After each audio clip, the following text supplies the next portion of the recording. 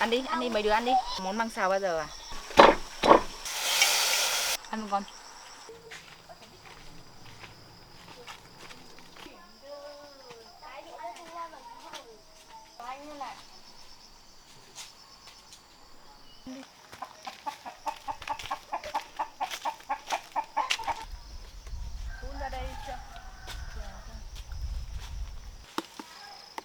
Quả này chín, sắp chín rồi.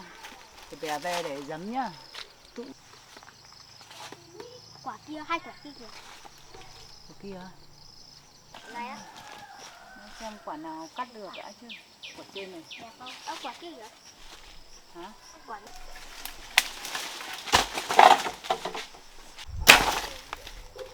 này cháu thối rồi. Quả này thối rồi. Tú ơi, con đưa bác con dao đây Tú ơi. Đưa bác con dao.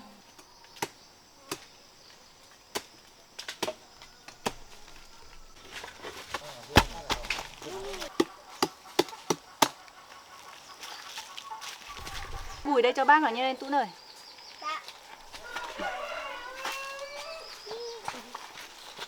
Cho vào gùi nữa. Một quả hết rồi. Cháu phải mang cái tải đi để đựng.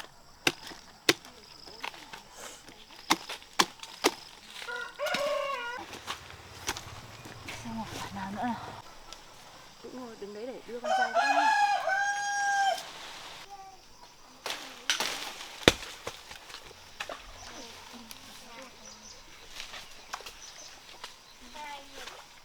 miếng to này thử nha. Mày đập ra. Đập ra. Tí này con nha. Chứ mà như tí bé tí nha. Tao còn nó. Nhắm đi, nhắm cho mọi người. Giống rồi. Lên ném đi. Ném quả roi á? Không. Hay ném quả gì? Lấy ra rồi. Ui, nhỡ sang vào người.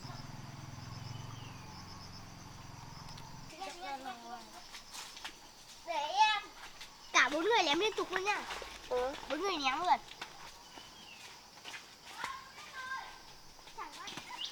Treo đồ để ăn được nhỉ? Ăn được. Không đánh. Chạy vào bờ. Tú ơi để đi về đi. Con ấy bê quả mít.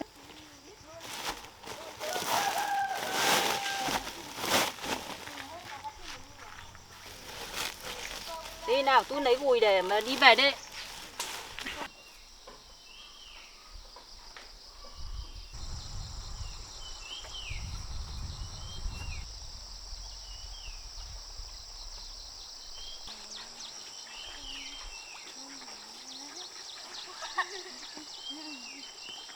Vào lòng với con.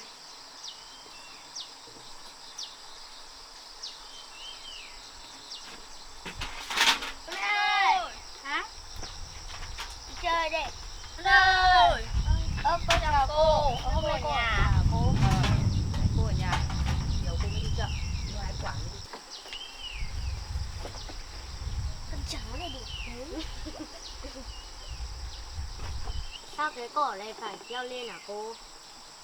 Này cô treo lên cho nó khô để cho tới về trời mưa là mình phải treo. Con cỏ cái nhỏ ăn được chưa à? Mình cứ ngồi đấy chơi nhá, để cô xem mít chín bổ mít ra nhá. Vâng ạ.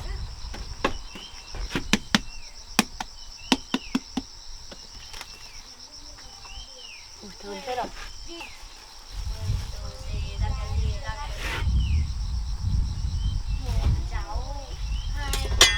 Ôi đu gì ra cái gì là ra cái này. Ao.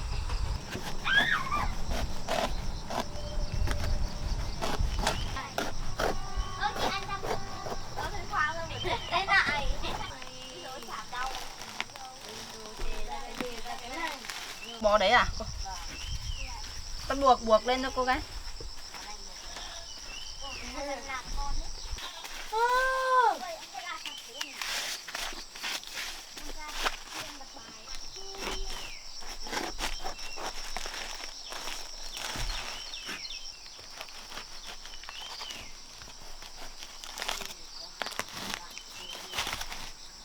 mang cùng muốn một hả bác? Đây con mang miếng này lên này.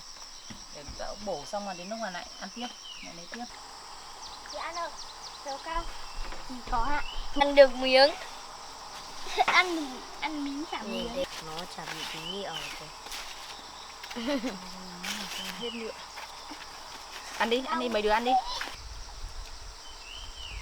Bố mẹ con đi đâu rồi đấy? Vừa mưa không? Bố mẹ con để con ở trong nào?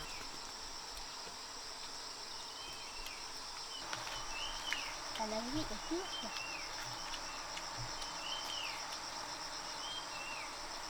Trời nắng thế này có bơi được không? Không mưa được không? Bơi được, nó có bơi biết. Em ngay đầu ăn đấy. Nhưng mà ao này. Thật thưa thế. Nhưng mà tại sao nó màu trắng ấy? Sữa nhỉ? Là Dai. Phải không? vâng, mùi sữa chứ. Vị nó Mấy đứa cứ chơi nhá, để cô đi chơi. Không, mấy đứa ngồi đây nhá, để cô đi nấu cơm. Ở đây ăn cơm nhá con nhá. Đấy. Cho cá nhá.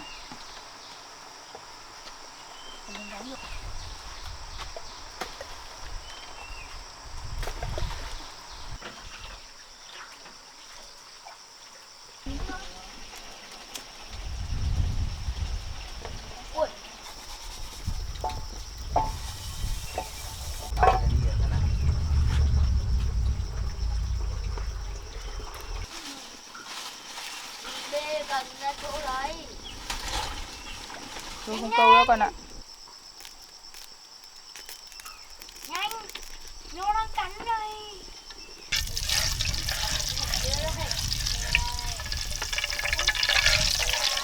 Phải được 2 cái, phải 1 cái.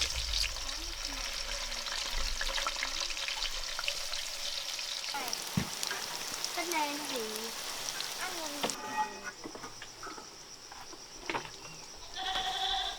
Tu thì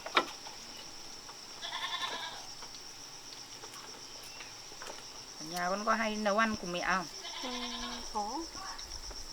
Có làm món măng xào bao giờ à? Chị ạ. Hôm nay cô đãi món măng xào nhá. Bây giờ con dám phải xí chi. Bây giờ nó thân này để bán thích. Chưa, nó vẫn được kìa.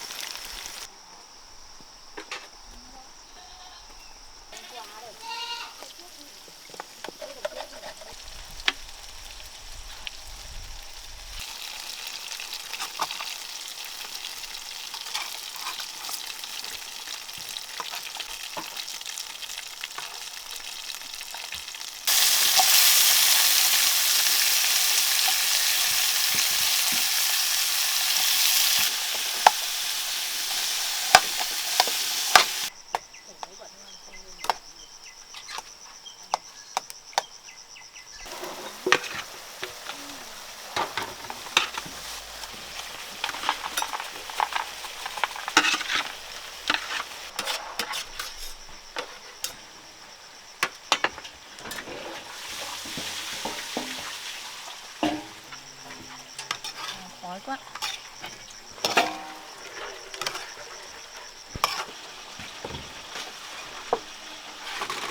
Nhà cô chơi được phụ cô nấu cơm.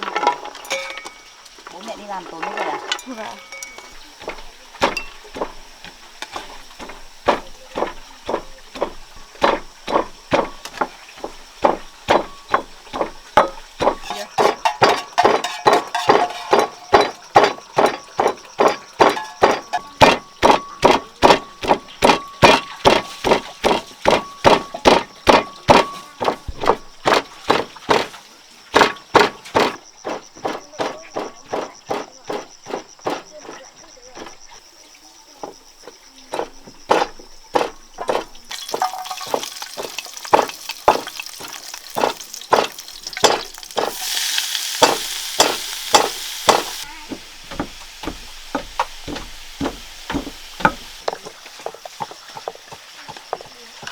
Nan anh tước chục cái măng thì có 2 cái chưa tước.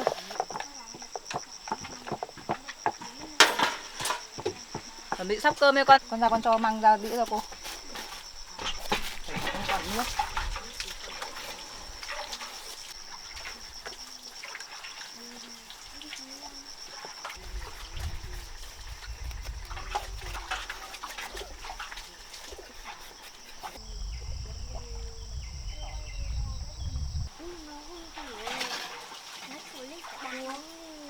một cái cả đàn Sợi dây sắt.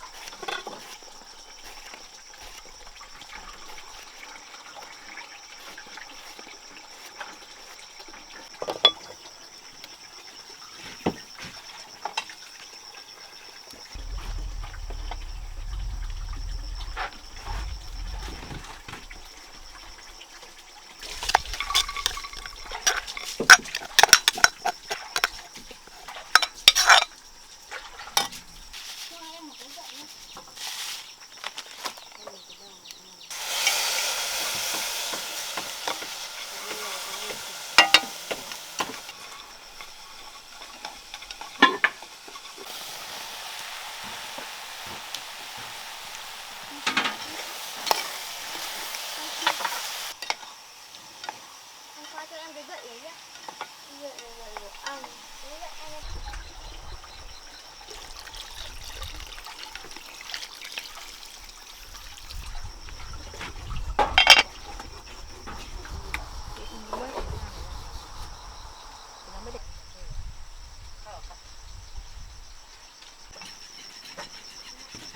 Rồi, mà sắp cơm để ăn cơm lên đi con ơi.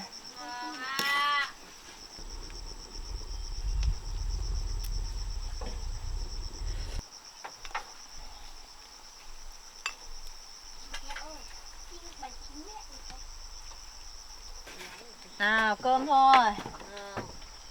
Có cái cần đi con.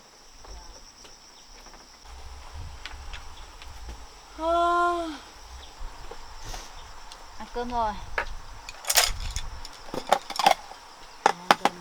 Nhưng mà con cơm. Đây. Mướp này nóng nhá. Phổi. Ăn một con.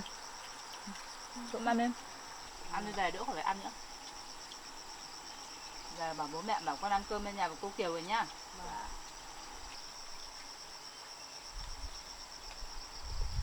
Ngồi thẳng lên con này, sao con ngồi được gì đấy? Chú ăn đi. Cái bác lên ăn hẳn thôi con.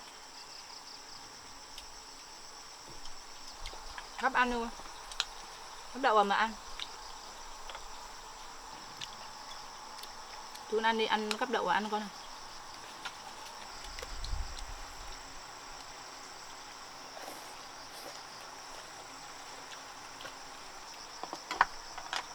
Ăn quả này.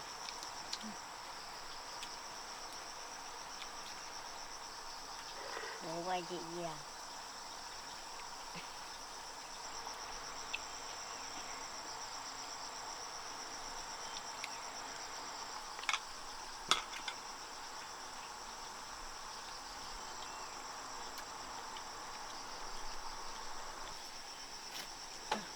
Để đấy là cô bê cho.